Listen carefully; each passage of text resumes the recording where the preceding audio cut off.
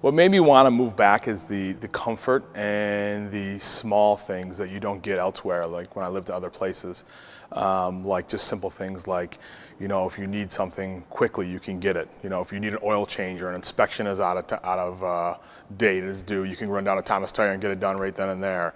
If you need any little thing, I remember I had like something with my Jeep that was broken. I took it over to Caldwell Collision. It was fixed in like one day.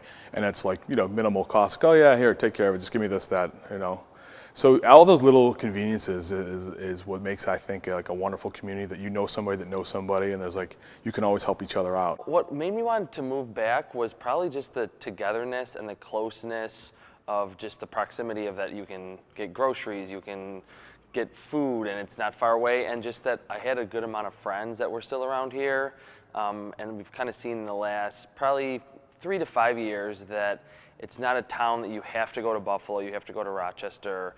There are restaurants, there are coffee shops, there are places to go that are, it's not a 10, 15, 20-minute drive, it's a 2-minute drive from my house. So I think just how close everything is, very convenient, and just the fact that there's a lot of my friends are still here. I came back here after 2 years in Buffalo, so I was 20, and to be able to start a business and get into it in an area that I knew and grew up with and was comfortable with meant a lot. I mean, that was big, and what it's done over the last few years is unreal. So what really drew me back to Medina is, I guess, friends and family and the familiarity of the area. Even when I moved away and I was somewhere else, I was constantly using my vacation days or like flying back to home, which is essentially, this is my home because this is where my family originated. I'm familiar with things, and there's just a lot happening, and it's growing, so it makes you want to come back and continuously see where it's going. I grew up in Buffalo, so I grew up in the city. I like the small town feel, the small village feel. It's quaint.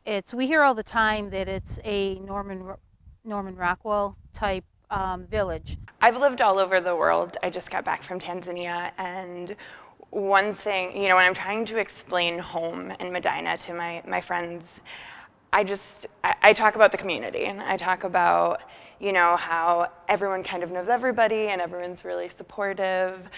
Those are the things that really stand out to me. Well, I grew up here in Medina, so I went to high school here and left in 1966 when I graduated to go to college. And spent about 40 years away from Medina, coming back periodically to see my parents and that type of thing.